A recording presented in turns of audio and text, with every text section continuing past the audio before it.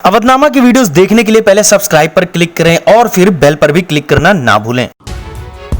Semi lockdown के बीच Prabhavati Kailash charitable trust द्वारा जरूरतमंदों को ट्रस्ट के प्रबंधक वरिष्ठ समाज सेवी शरद यादव द्वारा राशन किट बसखारी में वितरित की गई। जरूरतमंदों को कोविड-19 के कारण लॉकडाउन के दौरान परेशानियों को देखते हुए लगभग 4 माह से समाज सेवा कर रहे वरिष्ठ समाज सेवी शरद यादव ने राशन किट बांटी। सीबीएसई बोर्ड के मेधावियों को आज समाजवादी पार्टी ने सम्मानित किया। पूर्व मंत्री तेज नारायण पवन पांडे ने आज इन मेधावियों के घर पहुंचकर उन्हें स्मृति चिन्ह व सम्मान पत्र प्रदान किया। पूर्व मंत्री ने इस मौके पर कहा कि समाजवादी पार्टी की सरकार जब प्रदेश में थी उस समय सपा सुप्रीमो अखिलेश यादव ने मेधावियों को लैपटॉप बांटकर व कन्या विद्याधन जैसी योजनाएं लाकर गरीब मजलूम व सामान्य वर्ग के छात्रों की बड़ी मदद की थी। कानपुर में सचिंडी चकरपुर स्थित नवील फल एवं सब्जी मंडी में तीसरे दिन मंगलवार को भी आढ़तियों की हड़ताल जारी रही। प्रदेश सरकार द्वारा मंडी शुल्क में असमानता को लेकर रविवार को चकरपुर के सब्जी और फल के व्यापारी हड़ताल पर चले गए थे। तब से लगातार चकरपुर मंडी के आढ़ती हड़ताल पर चल रहे हैं। डुमरियागंज ब्लॉक क्षेत्र के बसडिलिया गांव में रमजान के घर से इब्रार के घर तक की सड़क इन दिनों कीचड़ से सराबोर है, जिससे यहां आवागमन करने वालों को काफी दुश्वारियों का सामना करना पड़ रहा है। गांव वालों की माने तो गांव की खस्ता हाल सड़क को सुधारने के लिए ग्राम प्रधान से लेकर पंचायत सचिव से कई बार कहा जा चुका है, लेकिन इस समस्या का निराकरण नहीं हो रहा है।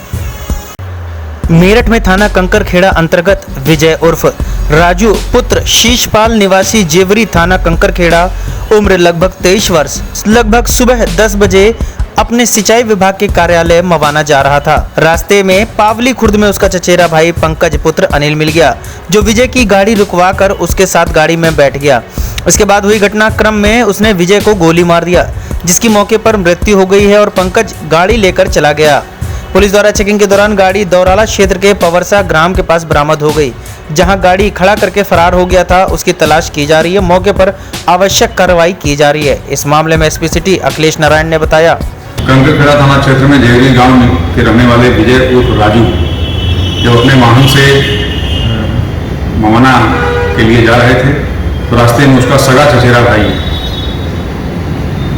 जिसका नाम पंकज है वो मिल गया।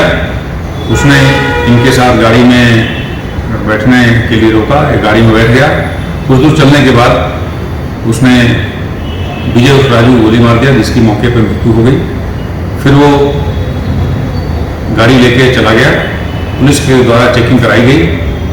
चेकिंग के दौरान अभियुक्त पंकज जो मृतक का सगा चचेरा भाई है, गाड़ी छोड़कर दौराला थाना क्षेत्र में वहाँ से भाग गया, जिसकी चेकिंग और तलाशी के लिए पुलिस टीमें लगा दी गई हैं, जो उसकी तलाश कर रही हैं। शीघ्र ही उसकी गिरफ्तारी भी कर ली जाएगी।